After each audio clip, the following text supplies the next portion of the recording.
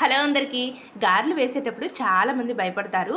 అంటే చెయ్యి ఏమైనా కాలిపోతుందేమో, ఆయిల్ ఏమైనా హ్యాండ్కి టచ్ అవుతుందేమో అని.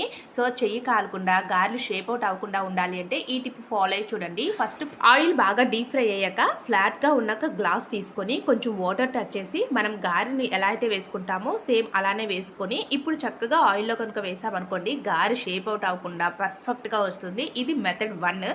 నెక్స్ట్ మెథడ్ కూడా చూపిస్తాను. నేను ఫాలో అయ్యే మెథడ్ ఏంటి అంటే ఎప్పుడు గారెలు వేసినా సరే డైరెక్ట్గా హ్యాండ్ని కొంచెం వాటర్ టచ్ చేసేసి మనం హ్యాండ్ తోటి వేసేయొచ్చండి. ఇదొక మెథడ్.